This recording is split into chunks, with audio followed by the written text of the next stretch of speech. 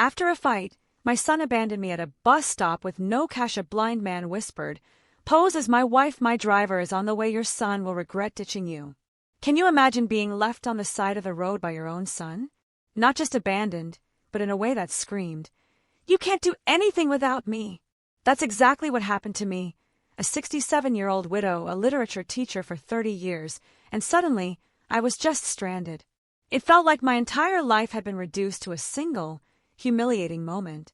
The afternoon sun was absolutely brutal, beating down on me as I watched Daniel's car screech around the corner, its taillights a final, cruel punctuation mark to our argument. I told him, my voice trembling despite my best efforts, "I'm not a child, Daniel. I don't need you arranging my life as if I'm incompetent." But he just brushed me off, so dismissive. "Mom, you're being unreasonable. That senior living facility is perfect. They have activities, medical staff, everything you need." I shot back. "Everything, except my independence." That's when he slammed on the brakes. "Fine," he sneered. "If you're so independent, find your own way home. Maybe that will make you realize you need help." His car was long gone before the true horror of my predicament dawned on me. My purse, with my wallet and bus pass, still on the kitchen counter. My phone, clutched in my hand, blinked a pitiful 3% battery. A flush of hot humiliation crept up my neck. I, Martha Collins, a woman of substance, a teacher, a widow for 5 years, reduced to this. Stranded by the very child who couldn't grasp that living in an antiseptic prison of a retirement community would kill me faster than any illness. The bus stop bench offered no comfort to my aching, arthritic hip as I desperately weighed my options. For miles home? No, not possible. Ask a stranger for a phone. The thought alone made my pride rebel. And who would I even call? My few friends who still drove wouldn't see a message for hours. And Daniel, calling him was completely out of the question. Lost in the spiral of anger and embarrassment, I barely registered someone sitting beside me until a quiet, cultured male voice broke through my thoughts. "Pardon me," he said, "but I couldn't help overhearing your predicament." I turned, startled, to see an elegant man, probably in his early 70s. Dark sunglasses hid his eyes, and a white cane rested against the bench. He was impeccably dressed, the kind of old money attire my late husband would have recognized. "I'm fine, really," I blurted out, my voice thick with embarrassment. How much had he heard? A slight smile touched his lips. "I may be blind, but my hearing is excellent. Your son left you here without ensuring you had transportation home.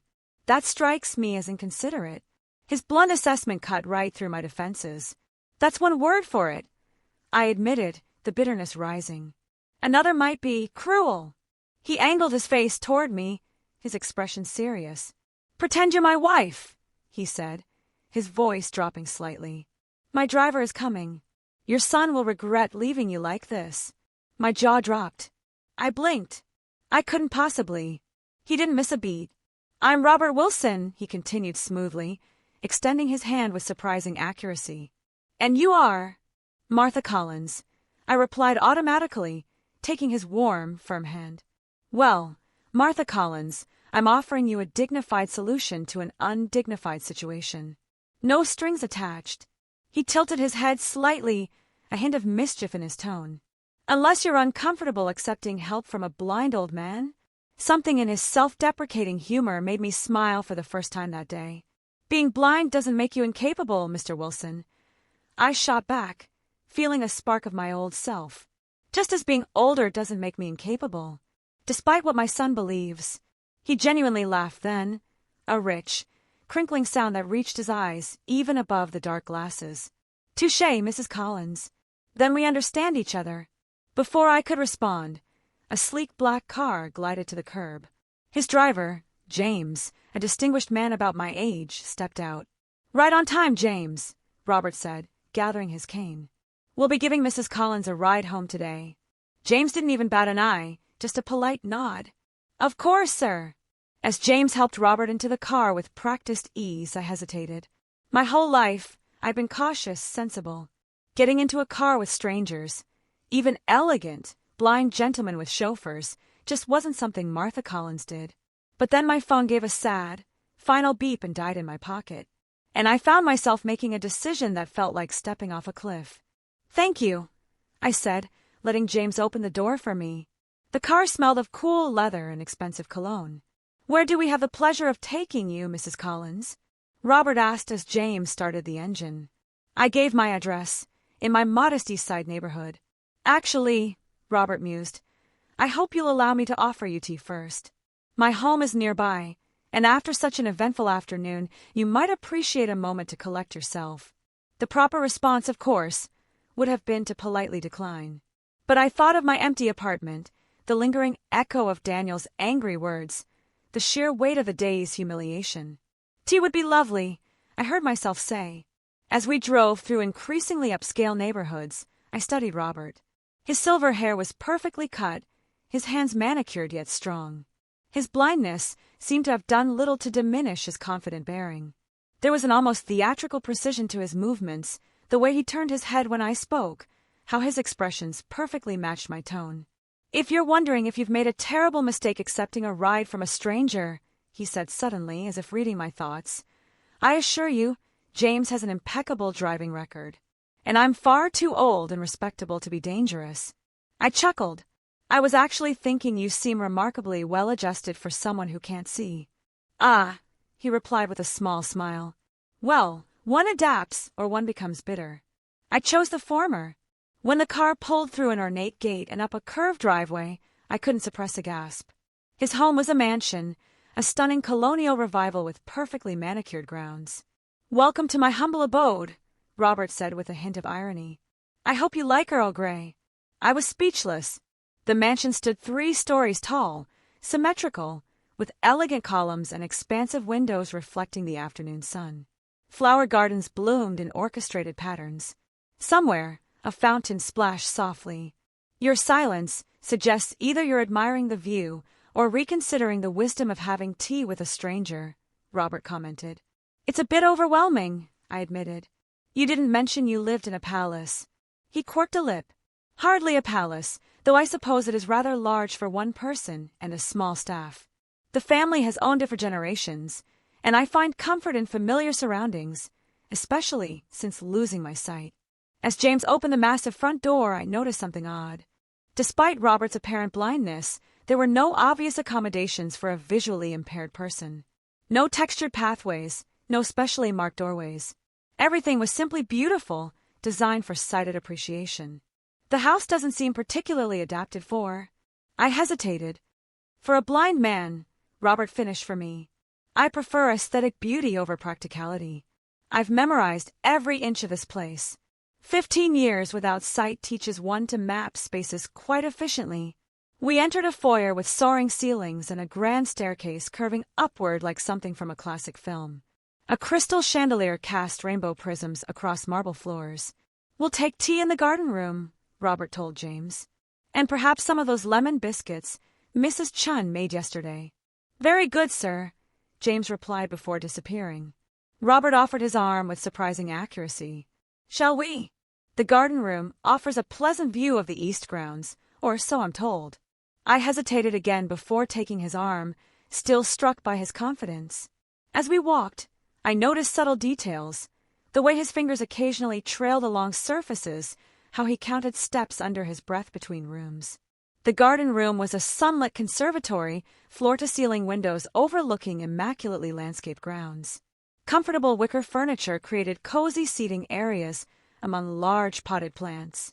It was grand, yet intimate, wealth displayed without ostentation. "Please make yourself comfortable," Robert said, gesturing. He settled into an adjacent chair with practiced ease, placing his cane beside him. "Have you lived here long?" I asked, trying to reconcile this palatial home with the man. "All my life, with a few intervals away for education and business," he replied, "though I've closed off portions of it since losing my sight. No point maintaining rooms I'll never see again." There was a wistfulness in his tone that touched me unexpectedly. "I downsized after my husband died," I offered. "Our family home felt too empty with just me rattling around in it. Frank, wasn't it?" "Yes," I replied, surprised. "But I don't remember." "You were wearing a wedding band but referred to yourself as Mrs. Collins, not Mississippi. And you mentioned your son, So I made an educated guess, Robert explained smoothly. Was it a long marriage? 42 years, I said. High school sweethearts, if you can believe such a cliché. He was an engineer. A heart attack took him 5 years ago. My condolences. A significant loss. James returned with a tea service fit for royalty, delicate china, silver serving pieces, and an array of tiny sandwiches and biscuits. Will there be anything else, sir? James asked. No, thank you, James. We'll manage. Robert waited until James left. Now then, Martha Collins, former teacher, literature I would guess from your speech patterns. Widow. Mother to at least one controlling son. Tell me why he left you stranded today. My hand froze midway to the teacup. How did you? Teachers have a particular way of expressing themselves. Precise vocabulary, complete sentences, even in casual conversation. You mentioned being older, but not incapable, suggesting retirement. The rest I heard at the bus stop. His smile was gentle. I may be blind, but I'm far from unobservant. As he poured tea with surprising dexterity, I found myself telling him everything. About Daniel's increasingly insistent campaign to move me into assisted living, how he'd arranged today's tour without consulting me, presenting it as a fait accompli. The argument, my impulsive demand to be let out. You were asserting your independence, Robert nodded, and he responded by attempting to prove your dependence. Exactly. The validation from this stranger was unexpectedly powerful. Daniel doesn't see the irony. He claims I can't manage on my own, then abandons me without transportation to teach me a lesson about needing help. Children often struggle to see their parents as autonomous beings, Robert observed, sipping his tea. My daughter Sophia went through a similar phase after my sight deteriorated. She wanted to manage everything: my medical care, my business interests, my daily routine. It took time for her to understand that blindness hadn't diminished my competence. The tea was perfectly brewed, the sandwiches delicate. As we continued talking, I felt myself relax in a way I hadn't for months. Robert was an attentive listener, drawing connections between my experiences teaching adolescents and his navigating the business world. I founded a technology company specializing in security systems, he explained when I asked about his career. Ironic that I now can't see the very screens our software protects. Something about that statement struck me as odd. But before I could analyze it, the door opened, and a striking woman in her early 40s entered. Dad, she said, James mentioned you had a guest. She stopped short, surprise evident as she saw me. Sophia! Perfect timing, Robert said, turning his head in her direction. This is Martha Collins. Martha, my daughter, Sophia Wilson. Sophia recovered quickly, extending a perfectly manicured hand. How lovely to meet you. Dad rarely entertains these days. Her tone was friendly, but evaluative, her gaze taking in my simple dress and practical shoes with subtle assessment. I recognized that protective calculation in her eyes, the same look I'd given Frank's elderly aunts. Your father rescued me from a rather awkward situation, I explained briefly, recounting my abandonment at the bus stop. Something in Sophia's face softened. That sounds exactly like something Dad would do. She glanced at her father with a mixture of exasperation and fondness. Always collecting strays. Martha is hardly a stray, Robert countered. She's a retired literature teacher with a son who needs remedial education in respecting his mother's autonomy. Sophia laughed, a genuine sound that transformed her professional demeanor. Well, then you're in good hands. Dad has strong opinions about autonomy. She checked her watch. I can't stay. Board meeting in 30 minutes. Will you be at the foundation dinner tomorrow night? Wouldn't miss it, Robert replied. After Sophia departed with a quick kiss to her father's cheek, Robert tilted his head slightly. My daughter, he said with mock conspiracy, thinks I need constant supervision. The blindness makes her nervous. Even after all these years. I studied him carefully. That nagging feeling persisted. She seems lovely, I offered. Protective, but that's natural. Indeed. Robert set down his teacup with precision. Now, shall we arrange to get you home before your son sends out a search party? James drove me home as evening shadows lengthened. Robert insisted on accompanying me, completing the rescue properly, he said. We sat side by side in a luxurious back seat, close enough that I could smell his cologne, something expensive and understated, with notes of sandalwood. "Your son will likely be worried by now," Robert remarked as we turned onto my street. I checked my watch. It's been 3 hours since he left me. He's either frantic or still fuming. My apartment building came into view. Modest but well-maintained. Nothing like the estate we'd left, but it was home. There's a car parked in front of your building. Dark blue sedan. Man pacing beside it, Robert observed casually. I squinted through the windshield. "That's Daniel." Then I froze, turning to Robert sharply. "How did you—" The car stopped, and Robert's hand found mine with unerring accuracy. "Martha, would you indulge me in a small performance?" he asked, ignoring my unfinished question. "I'd like your son to witness your return." Understanding dawned slowly. "You want him to see me arriving in a chauffeur-driven luxury car with a wealthy companion." "Precisely." His smile held a hint of mischief, making him suddenly appear younger. A small lesson in presumptions, perhaps. I should have refused. It was childish, really, a petty revenge. But I thought of Daniel's dismissive tone, the way he'd driven off, his absolute certainty that I couldn't manage. "What did you have in mind?" I asked. Robert's plan was simple. James would open my door with formal deference. Robert would exit with my assistance, playing up his blindness slightly. I would make introductions, and Robert would express delight at finally meeting my son, perhaps mentioning our plans for the coming week. "Nothing explicitly false," Robert assured me. "Just enough to make him reconsider his assumptions about your capabilities and connections." As James pulled up behind Daniel's car, I saw my son turn, his expression shifting from worry to confusion at the sight of the luxury vehicle. His eyes widened as James emerged. "Mrs. Collins," James announced formally, his voice carrying clearly in the evening air. I stepped out, conscious of Daniel watching, and turned to assist Robert as we planned. He emerged with dignified care, dark glasses in place, his hand finding my arm with the practiced touch of someone accustomed to navigating the world without sight. "Mom!" Daniel hurried over, relief and bewilderment battling across his features. "I've been calling for hours." "Your phone died," I supplied calmly. "The battery was nearly gone when you left me at the bus stop." He had the grace to look ashamed, his eyes darting between me and Robert, clearly trying to make sense of the scene. "Daniel, I'd like you to meet Robert Wilson," I said with deliberate formality. "Robert, my son, Daniel." "A pleasure," Robert said, extending his hand in Daniel's general direction. "I've heard so much about you." Daniel shook his hand automatically, professional instincts kicking in despite his confusion. "I can't say the same. Mom hasn't mentioned you." "We only just met today," I explained, watching realization dawn in Daniel's eyes as he noticed the white cane and dark glasses. "After I found myself unexpectedly at a bus stop without transportation." The implication hung in the air between us.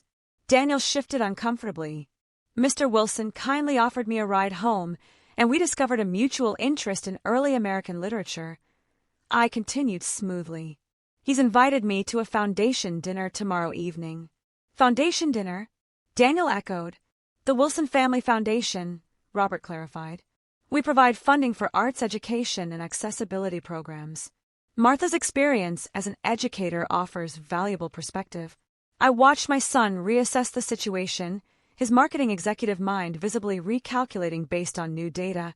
The car, the driver, the foundation, the unmistakable signs of wealth that Robert carried effortlessly. "That's wonderful," Daniel managed. "Mom has always been passionate about education." "Indeed," Robert replied. "Her insights on making literature accessible across generations are particularly relevant to our current initiatives." He turned slightly toward me. "Until tomorrow, then. James will collect you at 6.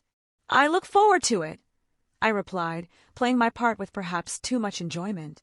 Robert's hand found mine, raising it briefly to his lips in an old-fashioned gesture that seemed perfectly natural coming from him. "The pleasure was entirely mine, Martha." As James helped Robert back into the car, Daniel stood frozen beside me, visibly processing what he was witnessing. The sleek vehicle pulled away, leaving us alone on the sidewalk. "Mom," Daniel began carefully, "who exactly is Robert Wilson?" "A gentleman who understood that my age doesn't define my competence," I replied, retrieving my keys and heading toward the building entrance. Daniel followed, still struggling to align this new information with his existing perception of his mother. When did you? I met a wealthy, cultured man who values my company and opinions. I glanced back at him. About 20 minutes after you drove away. Inside over tea. A far simpler affair than the service at Robert's mansion, but comforting. Daniel finally spoke. I was worried sick. When you weren't home and your phone went straight to voicemail, I checked the hospital's mom. That must have been frightening for you, I acknowledged, measuring tea leaves into my favorite pot. Almost as frightening as being abandoned without transportation or sufficient funds. He winced. I was angry. I shouldn't have left you there. No, you shouldn't have. I agreed, my voice firm but not unkind. Just as you shouldn't make decisions about my living arrangements without consulting me first. Daniel sank onto my sofa, running a hand through his hair, a gesture so reminiscent of his father that my irritation softened slightly. I'm worried about you living alone, Mom. The stairs in this building, the distance from my family, your arthritis getting worse. All legitimate concerns, I said, bringing our tea to the coffee table, which we could discuss as equals, rather than you making pronouncements about what's best for me as if I were a child. Like that senior facility today. Exactly like that.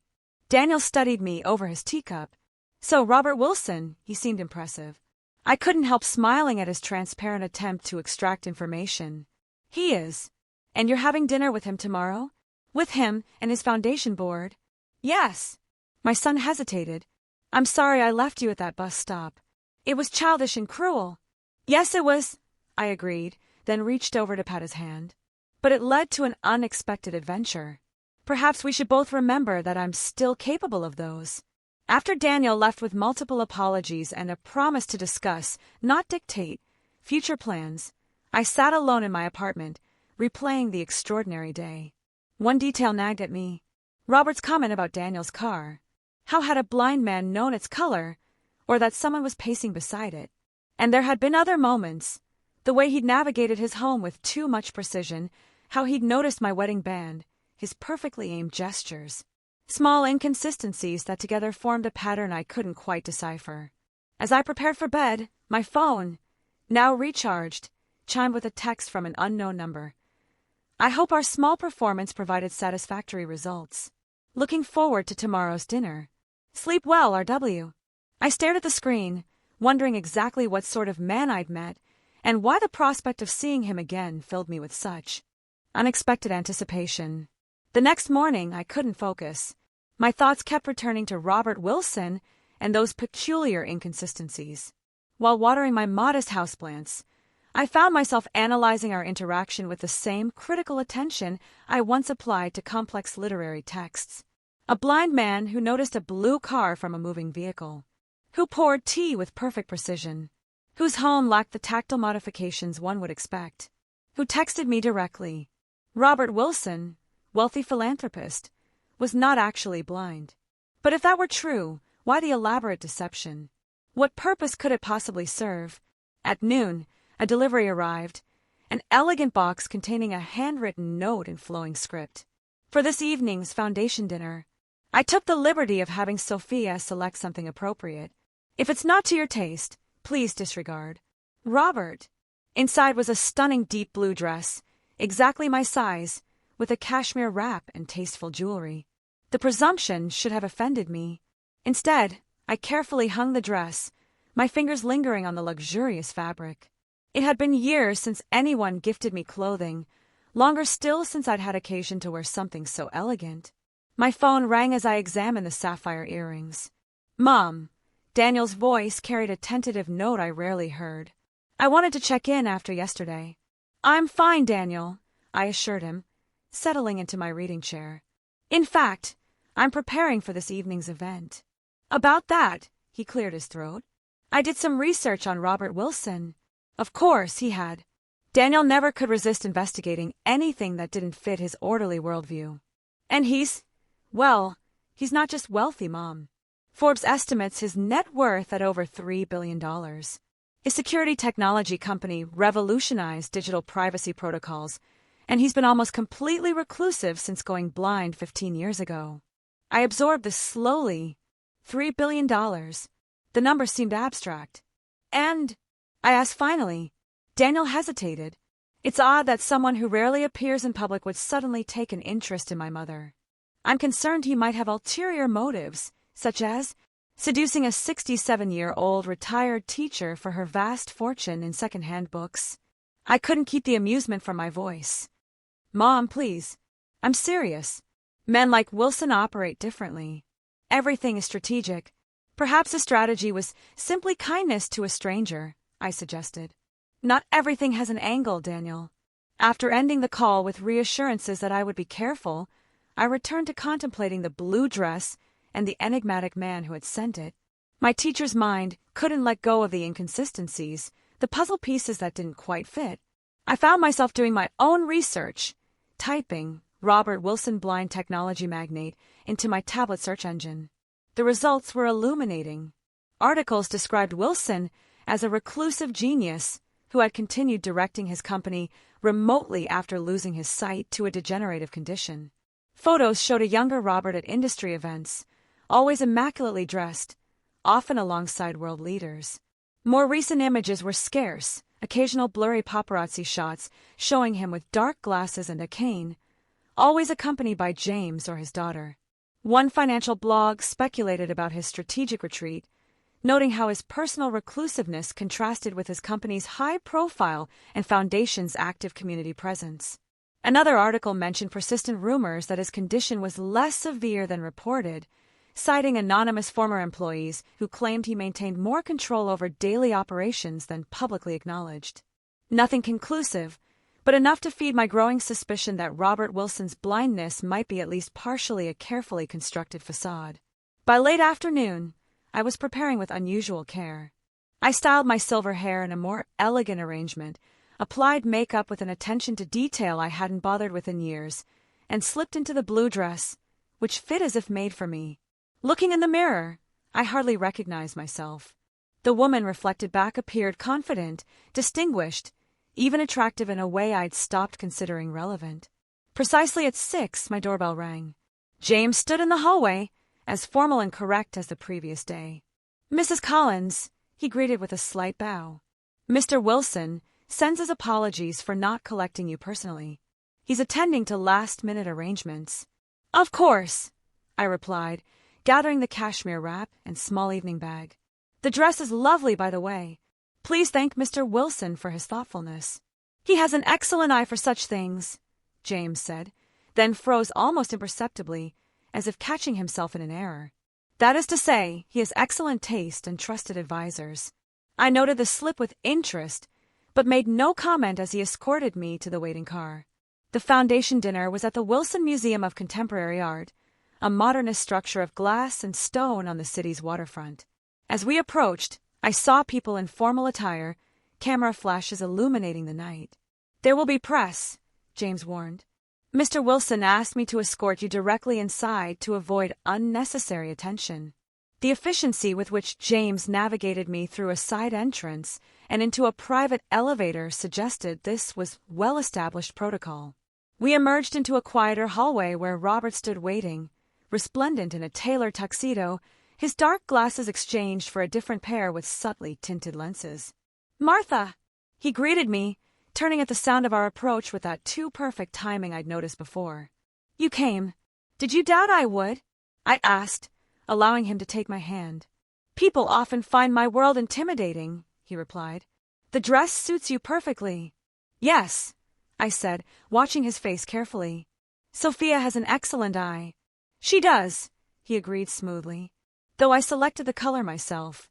Dark blue has a depth that complements your voice. My voice has a color. His smile deepened, creating fine lines around his mouth that hadn't been apparent the day before. When one sense is diminished, others compensate in fascinating ways. I decided to test a small theory. The earrings are particularly beautiful, I said, deliberately not touching them or making any sound. Without hesitation, Robert's hand rose to hover near my right ear, exactly where the sapphire glinted. Simple, elegant.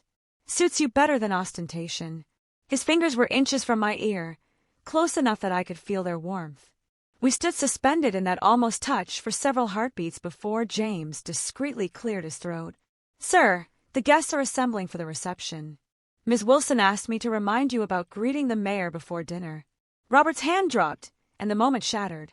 "Duty calls," he said with a slight sigh. "Shall we brave the crowds together, Martha? I find these events more tolerable with pleasant company." He offered his arm with the practiced gesture of a blind man. But as I took it, I couldn't shake the certainty that those tinted glasses were observing me with perfect clarity. The question wasn't whether Robert Wilson could see. I was now convinced he could. The question was why he pretended otherwise, and whether I should confront him.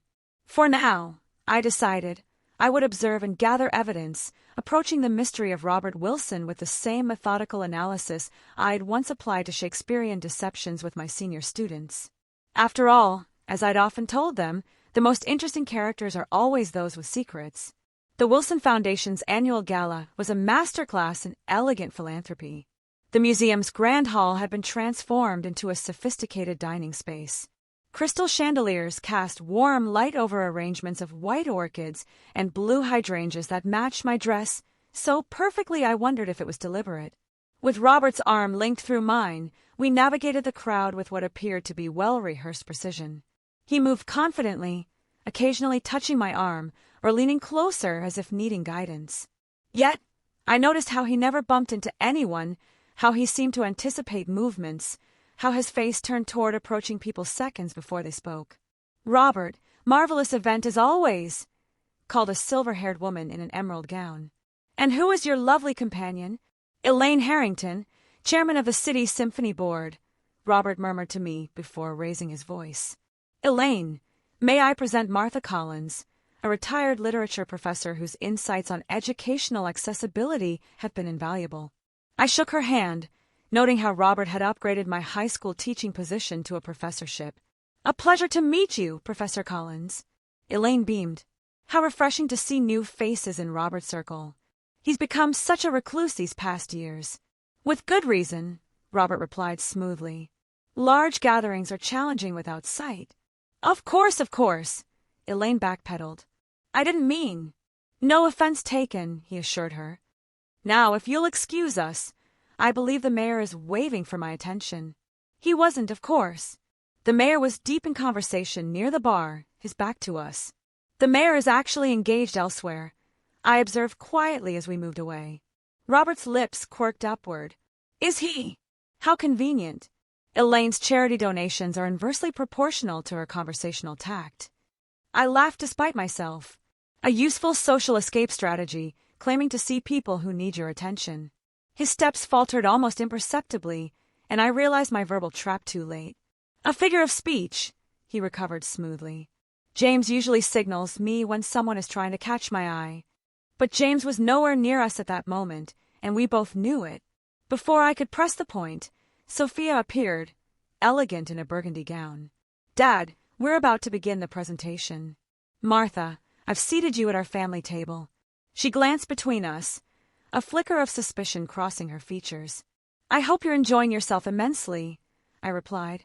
"Your father has been introducing me to quite an impressive array of people." "Has he?" Sophia's voice carried a note of concern. "Dad excels at networking, despite his limitations." The slight emphasis wasn't lost on me. Sophia was marking territory, reminding me of her father's vulnerability, or at least his purported vulnerability. Dinner was a sumptuous 5-course affair, interspersed with speeches about the Foundation's work. Robert delivered his remarks with charismatic precision, never once looking at notes he couldn't read, moving across the stage with practiced steps that appeared cautious but never uncertain. I watched the performance with newfound awareness, seeing how the audience responded with that particular combination of admiration and sympathy reserved for those who overcome adversity. When he returned to our table, I leaned close, under the pretext of helping him locate his water glass. "Impressive speech. One might almost forget you can't see your audience." He stiffened momentarily, then relaxed, his fingers finding mine beneath the tablecloth. "One prepares thoroughly when performing blind," he murmured. Emphasis on the final word, so subtle, I might have imagined it. Throughout dinner, I catalogued more discrepancies. Robert identified a piece of asparagus on his plate without touching it. He reacted to Sophia's subtle hand signals from across the table.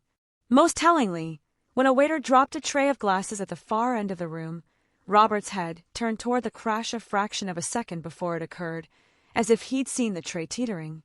After dessert, the formal part of the evening concluded. Robert guided me toward a quieter alcove near the sculpture garden. "You've been unusually quiet," he observed, 2 champagne flutes in hand. "Having second thoughts about associating with me?" "Not at all," I replied, accepting the offered glass. "I'm simply observing."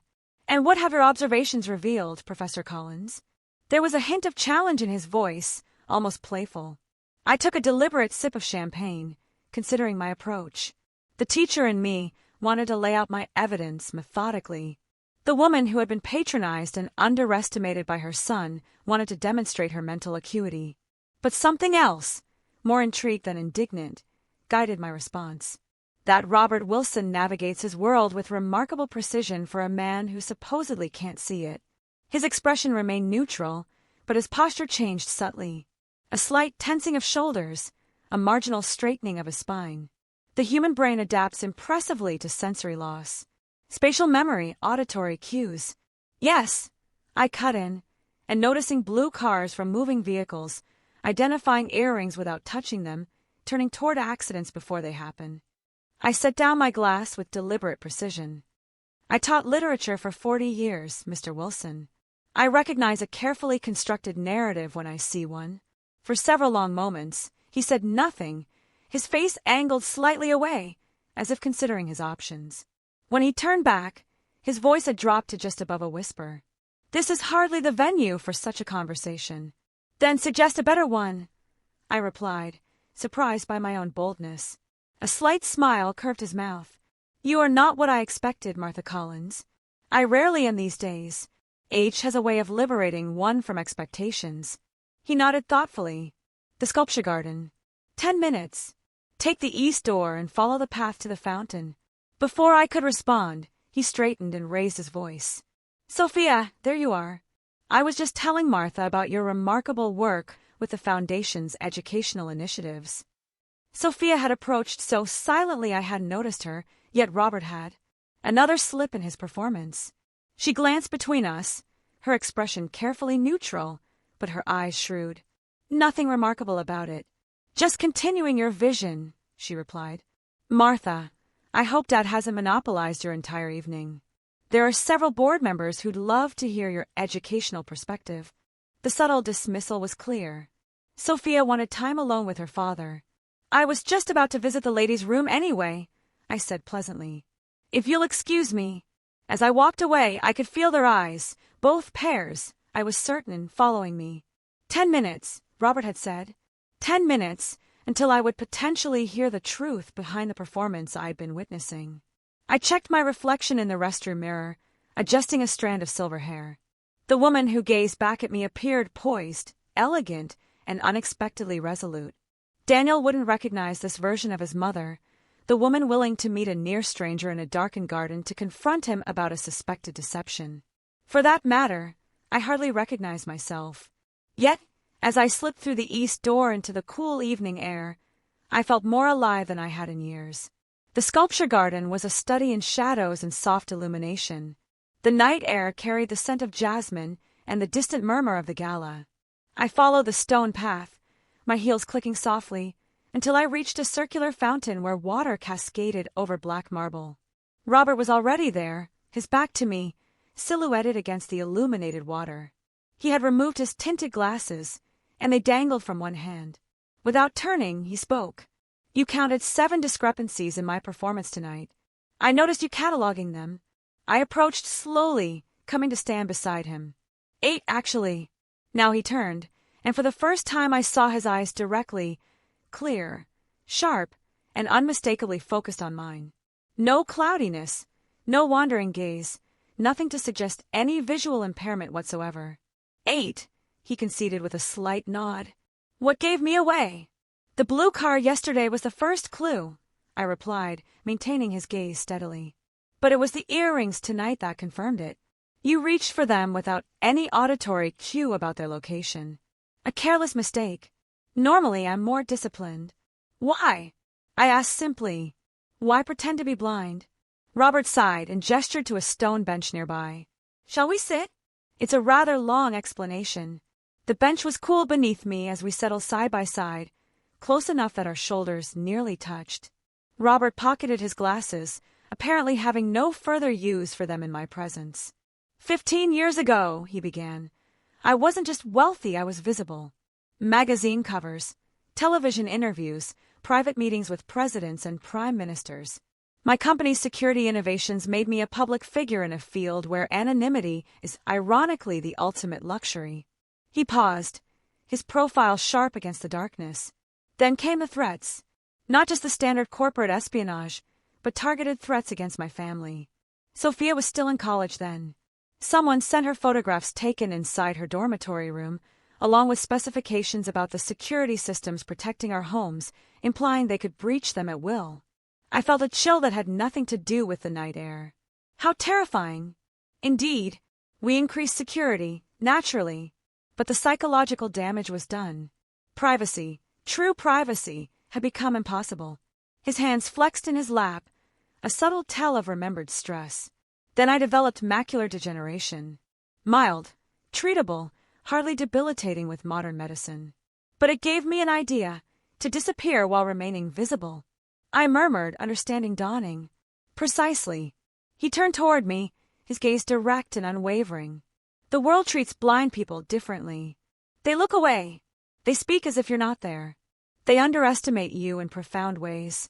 I saw an opportunity to create a shield, a way to move through the world with everyone seeing only what I wanted them to see. A wealthy blind recluse, inspiring occasional human interest stories, but otherwise left alone. But the charade is so elaborate. It began as a temporary solution, a respite from public scrutiny. But the longer it continued, the more it became a prison of my own making. His voice carried a weariness I hadn't detected before. Now only James and Sophia know the truth. And you, Martha Collins, who saw through me with remarkable clarity after less than 2 days. I considered this extraordinary confession. The foundation work is genuine, though. Absolutely, he confirmed. Initially, the Blindness Foundation was part of the cover story. But I discovered a genuine passion for accessibility issues. The irony isn't lost on me. A sighted man advocating for the visually impaired while pretending to be one of them. A complicated ethical position, I observed without judgment. One that keeps me awake at night more often than I'd care to admit, he smiled ruefully.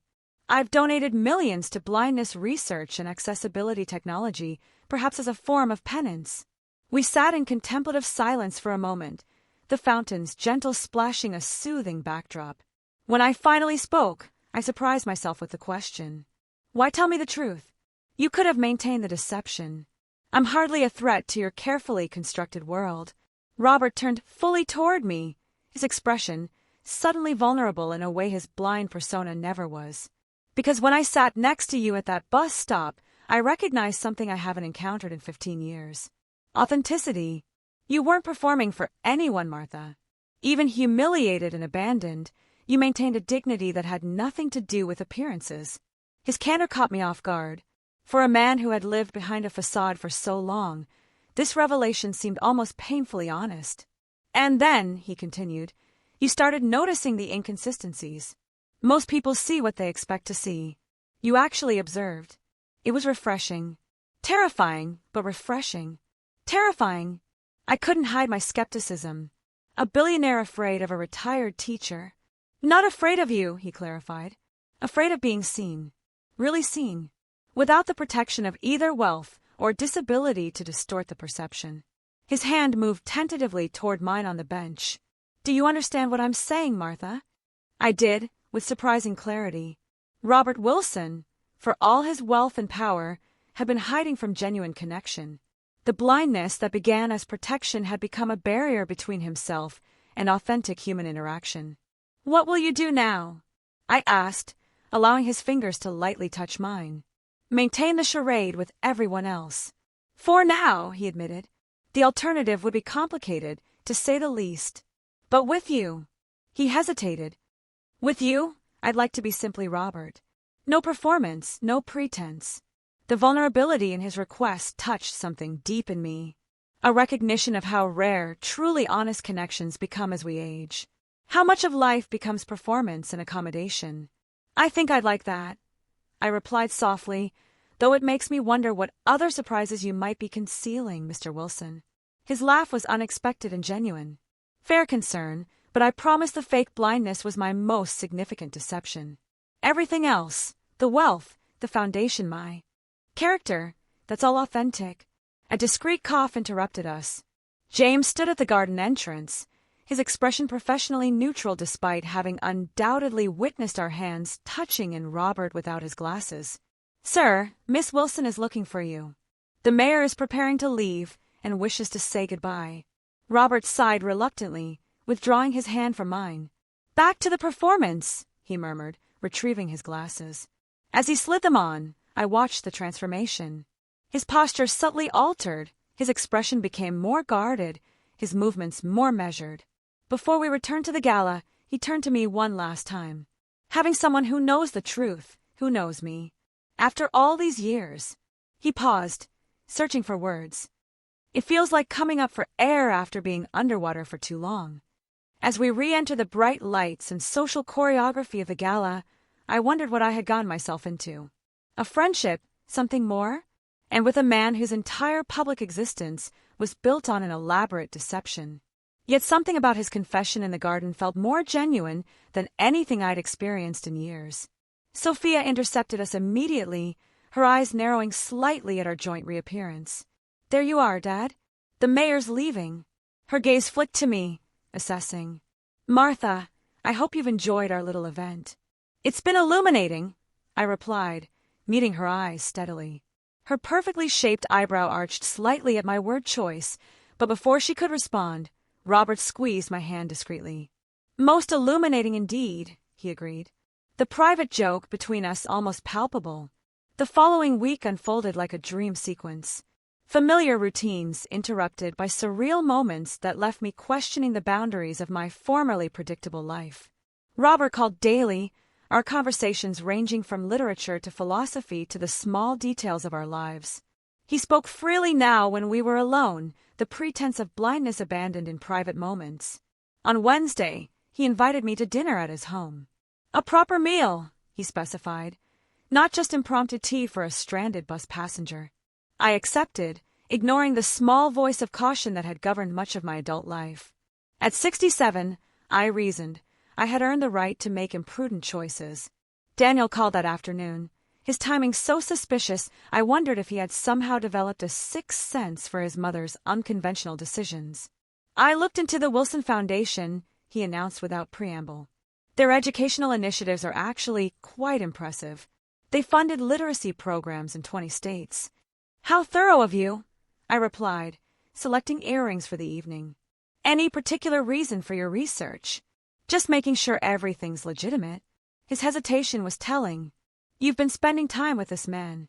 I sighed, setting down the earrings. Daniel, your concern is noted but unnecessary. Robert Wilson is exactly what he appears to be, a wealthy philanthropist with an interest in education. The irony of the statement, technically accurate while concealing the truth about Robert's vision, wasn't lost on me. I had become complicit in his deception, at least by omission. So, you're seeing him socially? Daniel pressed. We're friends, I replied, the definition feeling simultaneously inadequate and presumptuous. What were we exactly? Two people who had shared an unusual moment of honesty, connected by a secret, and perhaps by something more elusive. When I arrived at Robert's mansion that evening, the atmosphere had changed subtly. James greeted me with the same formal courtesy, but led me to a smaller, more intimate dining room. The table was set for two, with candles and a fire crackling.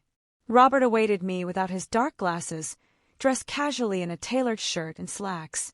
The sight of him, relaxed, unguarded, visibly pleased by my arrival, caused an unexpected flutter in my chest. No performance tonight, he said, gesturing to his eyes. Just us. No audience to convince, I agreed, accepting the glass of wine he offered. Except perhaps Sophia, who will almost certainly interrogate the kitchen staff tomorrow about our dinner. I raised an eyebrow. She doesn't approve of me. She's protective, Robert clarified, leading me to the table. And suspicious by nature, a quality that serves her well as CEO. She hasn't quite determined whether you're a potential threat or a positive development in my life. And which am I? The question emerged more boldly than I'd intended. Robert considered me over his wine glass, his gaze direct in a way that still startled me. Both, perhaps. You've disrupted a carefully maintained equilibrium, but not necessarily in an unwelcome way. The dinner that followed was exquisite, dishes I recognized from my teaching trip to Italy decades ago, prepared with authentic precision. Our conversation flowed effortlessly, punctuated by moments of companionable silence that felt as natural as the dialogue. I've been thinking about your situation, I said as we lingered over dessert. The ethical implications of your deception. Ah, Robert set down his fork. I wondered when the professor would deliver her moral assessment. Not an assessment, I corrected. A question. Has it been worth it? 15 years of performing blindness, the isolation, the constant vigilance against slipping up. What has it given you that compensates for what it's taken away? He didn't answer immediately, his fingers tracing the stem of his wine glass. Safety, initially. Peace, to some degree. The freedom to observe without being observed. A one-way mirror between myself and the world. He looked up, meeting my eyes. But lately, I've been questioning whether the protection is worth the isolation. Because of me? I asked, suddenly self-conscious. Because of what meeting you revealed, he clarified. How habitual the performance has become. How reflexive the barriers. You saw through them with such ease that it made me wonder how much of myself I've lost behind them. The vulnerability in his admission touched me deeply. Before I could respond, however, the dining room door opened abruptly, and Sophia entered without announcement. She froze at the threshold, her eyes widening as she registered her father without his glasses, clearly looking directly at me in the candlelight. Dad! Her voice held equal measures of confusion and alarm. Robert didn't startle or scramble for his glasses. Instead, he sighed softly and gestured to the empty chair beside him. Join us, Sophia. It seems we have something to discuss. Her gaze darted between us, comprehension dawning slowly. She knows. The question emerged half-whispered, as if the words themselves might be dangerous. She figured it out, Robert confirmed rather quickly. In fact, she confronted me with it. Sophia turned to me, her professional polish cracking to reveal genuine fear. Who have you told? No one, I assured her, understanding her panic. And I have no intention of telling anyone. She remained standing, her posture rigid. Do you have any idea what's at stake here? The foundation, the company, our privacy, our safety, all of it depends on maintaining this arrangement. I understand the complexity of the situation, I replied calmly, drawing on decades of diffusing classroom tensions. Your father's secret is safe with me. Based on what? She challenged. A week's acquaintance. Some misguided romantic connection. The dismissive way she characterized our relationship stung more than I cared to admit. Robert intervened. Sophia, that's enough. Martha has shown more insight and discretion in 1 week than most people demonstrate in a lifetime. I trust her. You trusted her enough to risk everything we've built? Sophia countered, finally sinking into the chair beside him. Without consulting me? I didn't plan this, Robert explained with remarkable patience. Martha observed discrepancies no one else has noticed in 15 years. Rather than expose me publicly or use the information for personal gain, she confronted me privately. Sophia studied me with new intensity, reassessing. What do you want from us, Mrs. Collins? What do you want from the situation, from my father? There must be something. Sophia, Robert's voice carried a rare sharpness. It's a fair question, I interjected, understanding her protective instinct. I turned to face her directly. What I want is exactly what I've already received. Honest conversation, genuine connection, the respect of being seen as I am rather than as a stereotype of aging widowhood. I paused, choosing my next words carefully. Your father offered me dignity when my own son treated me as incompetent. I've offered him the simple courtesy of authentic interaction without performance. Sophia's expression softened marginally, though weariness remained in her eyes. And if things progress between you, The longer this continues, the greater the risk of exposure. The implication that any relationship between Robert and me created vulnerability in their carefully constructed world hung in the air. Before I could formulate a response, Robert reached across the table and deliberately took my hand.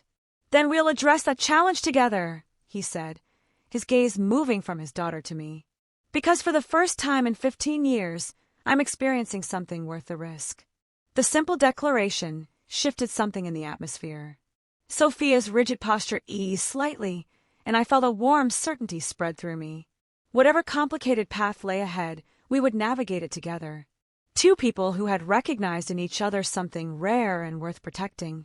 "I should go," I said finally, aware that father and daughter needed privacy. "It's getting late." As James drove me home later that evening, I reflected on the extraordinary turn my life had taken since that moment at the bus stop. 1 week ago, I had been a retired teacher fighting for autonomy against my well-meaning but controlling son. Now I was entangled in a billionaire's elaborate deception, contemplating a relationship that would require navigating complexities I could scarcely imagine. Yet despite the complications, or perhaps because of them, I felt more vibrantly alive than I had in years. Saturday morning brought unexpected sunshine after days of spring rain. I was enjoying coffee on my small balcony when the intercom buzzed, announcing a visitor. Daniel. He stood in the hallway, a bakery box in hand, and an expression of determined cheerfulness. "Peace offering," he said, lifting the box. "Those almond croissants you like." I recognized the gesture for what it was, an attempt to reset our relationship after the bus stop incident. The timing, however, seemed suspiciously aligned with my developing connection to Robert. Over coffee and pastries, Daniel maintained careful conversation about neutral topics. Only after his second cup did he broach the subject. "So, this friendship with Robert Wilson," he began with practiced casualness. "It seems to be continuing." "It is," I confirmed, brushing pastry crumbs from my fingers. "We enjoy each other's company." Daniel nodded, his marketing executive mind visibly calculating. "He's an interesting choice of friend. His reputation for reclusiveness is well documented." "Perhaps that's changing," I replied noncommittally. "Mom," Daniel set down his cup with deliberate precision. "I want you to be careful. Men like Wilson operate in different spheres, with different rules. The power imbalance alone." "Power imbalance," I interrupted, unable to suppress a laugh. "I'm not a naive young woman being dazzled by wealth, Daniel. I'm a 67-year-old retired teacher who's raised a child, buried a husband, and managed her own life quite capably. That's not what I meant." He had the grace to look abashed. "It's just that people with his level of wealth and influence often have complicated lives, agendas that aren't immediately apparent." If only he knew how accurate his concern was, though not in the way he imagined. Robert's complicated life extended far beyond typical wealthy eccentricity. "I appreciate your concern," I said, softening my tone. "But I trust my judgment about Robert, complicated life and all."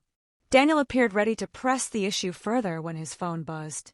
Checking the screen, his expression shifted to surprised recognition. "It's the office on a Saturday. I should take this." He stepped onto the balcony for privacy, leaving me to clear the breakfast dishes. Through the glass door, I watched his conversation transform from irritation to intense interest. When he returned, his demeanor had completely changed. "That was incredible," he said, slipping his phone into his pocket. "My agency just got a call from the Wilson Foundation. They're looking for a marketing partner for their National Literacy Initiative, and somehow my name came up as a recommended contact." I maintained a neutral expression, though internally I was connecting obvious dots. "What a fortunate coincidence." "Coincidence," Daniel repeated slowly, studying my face. "Mom, did you have something to do with this?" "I mentioned to Robert that you work in marketing." "Nothing more specific than that," I admitted. Daniel sat heavily on my sofa, processing this development. "This account would be significant. The Foundation's annual marketing budget is in the millions." "Then you should prepare a compelling presentation," I suggested mildly. He looked up sharply. "Is this why you've been spending time with Wilson? To advance my career?" The question stung with its presumption that my relationship with Robert must serve some ulterior purpose. "Absolutely not." My friendship with Robert stands entirely on its own merits. If he's chosen to consider your agency, that's his business decision. Daniel had the decency to look embarrassed. I'm sorry. That was unfair. He paused, weighing his next words. It's just difficult to reconcile the reclusive billionaire from business journals with a man who's suddenly having dinner with my mother. People are often more complex than their public personas suggest, I replied, the understatement almost making me smile despite my irritation. After Daniel left to prepare for his unexpected business opportunity, I received a text from Robert. Was that too transparent an olive branch? Sophia suggested a more subtle approach, but I find at my age that time for subtlety feels increasingly limited. RW. I smiled at the message, transparent but effective. He was simultaneously suspicious and delighted, much like Sophia regarding our friendship. Sunday brunch tomorrow. The Botanical Gardens have a new spring exhibition. We can be appropriately public while maintaining our private understanding. The careful balance in his invitation, an acknowledgement of both his public blindness persona and our private truth, touched me deeply. I'd like that very much, I texted back. Sunday's Botanical Garden excursion introduced me to the intricacies of Robert's public performance. James drove us, and Robert emerged from the car with dark glasses and white cane, his movements carefully calibrated to suggest dependence while maintaining dignity. I found myself unconsciously adapting, offering my arm, describing visual elements naturally, reinforcing his supposed condition. You're a natural accomplice, he murmured as we strolled through blooming cherry trees. Most people overcompensate. Too loud, too descriptive, too helpful. Years of teaching reluctant students to appreciate Shakespeare, I replied. One develops a certain subtlety in providing guidance while preserving dignity. We attracted occasional glances. The elegantly dressed blind man and his silver-haired companion generated curiosity without recognition. In public, Robert was careful to maintain appropriate distance, our connection expressed through conversation rather than physical proximity. It was only when we found ourselves momentarily alone in the tropical conservatory that he removed his glasses briefly, his eyes meeting mine directly. This performance grows exhausting in your presence, he admitted quietly. I find myself wanting to simply look at you, to see your expressions change without the filter of pretense. The intensity of his gaze made me suddenly conscious of my appearance in a way I hadn't been for years. The lines at the corners of my eyes, the silver of my hair, the subtle markers of age I'd long ago accepted. What do you see when you look at me? The question emerged unbidden. His smile deepened, creating a fan of lines that revealed his own age in the most appealing way. Clarity, intelligence, a woman comfortable in her own skin. He replaced his glasses as voices approached, a rare and beautiful combination at any age. Later, over lunch in the Gardens Cafe, our conversation turned to more practical matters. Sophia is arranging a discreet background check, he informed me, his tone apologetic. Standard protocol for anyone who learns about my situation. I set down my fork, surprisingly unheard. I assumed as much. She's protective of you. She's thorough, he corrected, and concerned about potential exploitation. The check is as much for your protection as mine. Confirmation that you understand the legal implications of our shared secret. I considered this. There would be lawsuits if your deception became public. Almost certainly. Business partners, shareholders, even the foundation could claim fraud or misrepresentation. He sighed. The irony isn't lost on me. Having created this fiction for protection, I'm now potentially vulnerable because of it. And yet you've trusted me with this knowledge, I observed. A calculated risk, he replied with a small smile. Though increasingly the calculation seems less important than the connection. As James drove us back to my apartment, I contemplated the strange duality of our developing relationship. In public, we performed one version of reality, the kindly blind billionaire and his helpful companion. In private, we shared a different truth. Two people discovering unexpected connection in their later years, complicated by an elaborate deception. Daniel's agency presentation to your foundation is tomorrow, I mentioned as the car approached my building. Yes, Sophia will be evaluating their proposal, Robert confirmed. I've recused myself from the decision to avoid any appearance of favoritism. Thank you for that, I said. Whatever happens should be based on merit, not connection. He nodded, understanding my concern. Integrity matters to you, says the man pretending to be blind. I countered with gentle irony. His laugh was genuine, a rare sound I was coming to treasure. Touché, Martha Collins. You have a remarkable talent for cutting through pretense, even my own. James pulled to the curb. Before I could step out, Robert captured my hand briefly. Having someone who knows both versions of me, public and private, is more significant than I can adequately express, he said softly. Thank you for carrying that dual knowledge with such grace. The simple sincerity of his words stayed with me long after the car had disappeared, a warm certainty amidst the complexities of our unusual situation. The following weeks developed a rhythm that felt both extraordinary and strangely natural. Robert and I established a pattern of private dinners at his home, where he could be himself completely, and public outings where we navigated his carefully maintained blindness charade. Each setting offered its own particular intimacy, the private moments of unguarded conversation, the public conspiracy of shared secrets. Daniel's marketing agency had won the Wilson Foundation contract, a development that simultaneously delighted and perplexed my son. It was the strangest meeting, he confided during a family dinner. Sophia Wilson grilled us like we were on trial, then announced we'd been selected before we even finished our presentation. Your proposal must have been exceptional, I suggested, avoiding Angela's knowing gaze across the table. My daughter-in-law had developed her own theories about my relationship with Robert, though she kept them largely to herself. That's just it. We didn't even present half our materials, Daniel continued, bewilderment evident. It was almost as if the decision had been made before we arrived.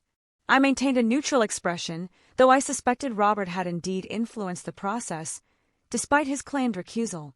The contract represented a convenient bridge between our worlds, a professional connection that justified our personal one in Daniel's business-oriented mind. Our dessert was interrupted by a text message that made my heart quicken. Unexpected development. Need to speak with you urgently. Car on the way. I made my excuses shortly afterward, claiming fatigue. Daniel's suspicious glance suggested he wasn't entirely convinced. Outside their suburban home, James was already waiting, his expression more guarded than usual. What's happened? I asked once we were moving. Mr. Wilson will explain, he replied, offering nothing further. At the mansion, Robert waited in his study, a space I'd come to recognize as his true domain. He stood by the window without his glasses, tension evident in his posture. Victor Reeves, he said without preamble as I entered. The investigative journalist I mentioned. He's publishing a feature article next week about the curious case of Robert Wilson's selective blindness. My stomach dropped. He has evidence, circumstantial but compelling. Robert gestured to a folder on his desk. Sophia received an advanced copy from a contact at the magazine. Reeves has been investigating for months, interviewing former staff, analyzing public appearances, even consulting medical experts about the consistency of my symptoms. I skimmed the article, which methodically built a case questioning Robert's condition without quite making direct accusations. The journalist had documented subtle inconsistencies in Robert's behavior, noted the curious lack of medical specialists, and quoted anonymous sources describing incidents where Robert had seemingly reacted to visual stimuli. This stops just short of calling me a fraud, Robert observed, while planting the seed in reader minds. Legally careful, but practically damaging. What will you do? He sighed, running a hand through his silver hair. Sophia and our legal team are exploring options. A preemptive statement, potential legal action for defamation, or simply ignoring it and dismissing any questions as baseless speculation. I observed the debate silently, understanding the complex implications of each option. Robert had spent 15 years constructing this identity. The dignified blind philanthropist overcoming personal adversity.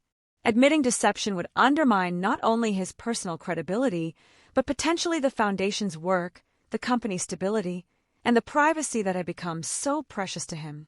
After an hour of increasingly circular discussion, Robert raised his hand for silence. I need to speak with Martha alone, he announced. Everyone else, take 30 minutes. The room emptied quickly, though Sophia lingered with evident reluctance before finally following the others. When we were alone, Robert removed his dark glasses, a gesture that now carried profound intimacy between us, and rubbed his eyes wearily. 15 years of careful construction, undone in a single article, he observed without self-pity. What would you do, Martha? The direct question caught me off guard. You're asking my advice? I'm asking what you would do in my position. You're the most ethically centered person I know, and you understand the situation from both inside and outside. I considered carefully. I think I would tell the truth. Not because you've been caught, but because living behind a facade has taken more from you than it's given. He nodded slowly. The isolation was protective at first, then became a prison. I see that now. His eyes met mine directly. Meeting you made that abundantly clear.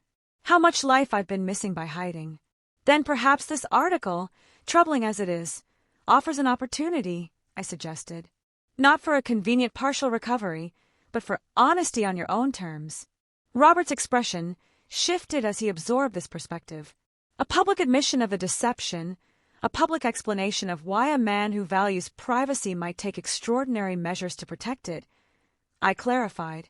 Not an apology for the deception, but an honest accounting of its purpose and effects. He fell silent, contemplating this approach. Finally, he asked, would you stand with me publicly? It would mean scrutiny, publicity, everything I've been avoiding and now would be imposing on you as well.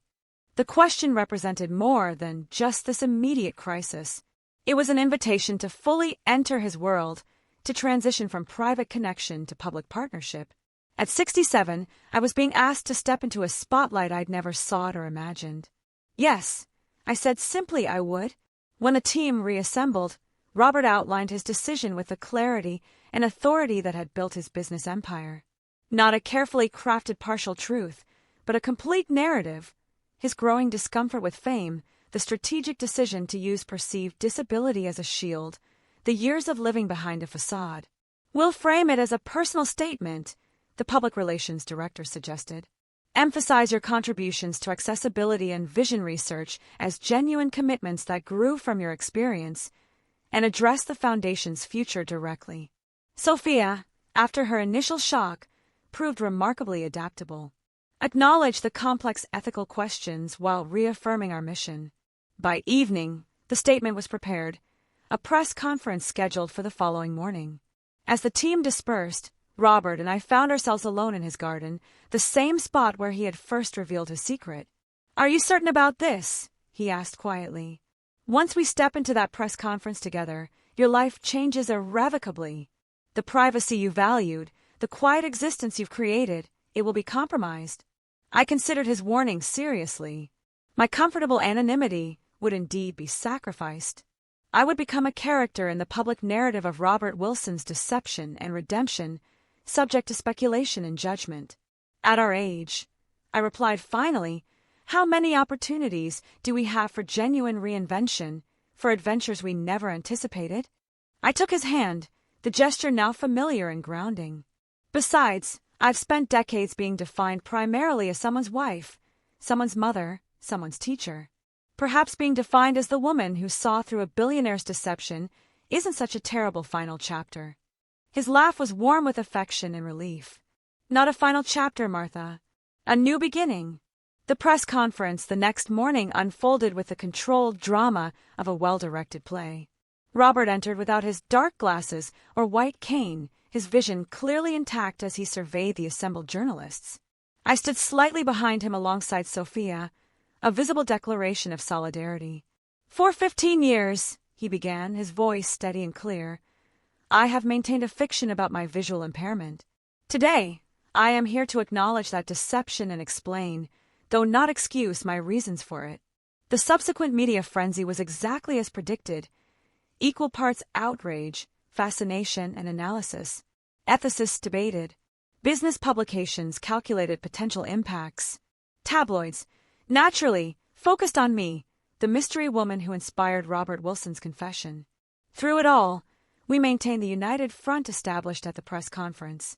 The Foundation's work continued, its mission reaffirmed through new initiatives addressing transparency and ethical governance. Sophia, after her initial resistance, proved remarkably adaptable, leveraging the situation to highlight her leadership. Daniel, predictably, was horrified by my sudden public visibility. "You're in the tabloids, Mom," he lamented during a tense Sunday dinner. "People at work are asking if you're really dating a billionaire who faked being blind." "And what do you tell them?" I asked, genuinely curious. He sighed, resignation gradually replacing dismay. "That my mother has always been extraordinarily perceptive, and that she appears to be happy." 6 months after Victor Reeves's explosive article, the scandal had largely subsided, replaced by newer, more shocking revelations about other public figures. Robert and I had established a new normal, dividing our time between his mansion and my apartment, which I kept as a private refuge, maintaining my independence even as our lives became increasingly intertwined. On the anniversary of our first meeting at the bus stop, Robert suggested a return to that location. James drove us there, parking discreetly across the street. "1 year ago," Robert reflected, "you were abandoned here without resources, and I was imprisoned in a deception of my own making." "And now?" I prompted, enjoying the symmetry of returning to where our story began. "Now we're both free in ways neither of us anticipated." He reached into his pocket, withdrawing a small velvet box. "Which brings me to a question I never imagined asking at this stage of life." Inside the box was a sapphire ring, elegant in its simplicity. "Martha Collins," he said formally, "would you consider marriage to a reformed fraud who has never seen more clearly than when he met you?" I laughed at his characteristically honest self-deprecation. "I would," I replied, allowing him to slip the ring onto my finger, though I insist my son walk me down the aisle, however much he struggles to understand us. As we sat together at the bus stop, where everything had changed, I thought about the extraordinary journey from that first encounter. The abandoned mother, the seemingly blind gentleman, and a whispered suggestion that led to revelations neither of us could have predicted. "Your son will regret leaving you," Robert had said that day. He had been right, though not in the way either of us expected. Daniel's thoughtless abandonment had opened the door to transformation, not just for me, but for Robert, and ultimately for Daniel himself, who was slowly learning to see his mother as a woman with her own story still unfolding. Sometimes the most significant journeys begin at the most ordinary places, like a suburban bus stop where a discarded woman and a man hiding in plain sight discovered that being truly seen, with all our complexities and contradictions, is perhaps the greatest freedom of all. What about you? Have you ever had one of those unexpected encounters that completely changed the trajectory of your life? I'd love to hear your stories in the comments below.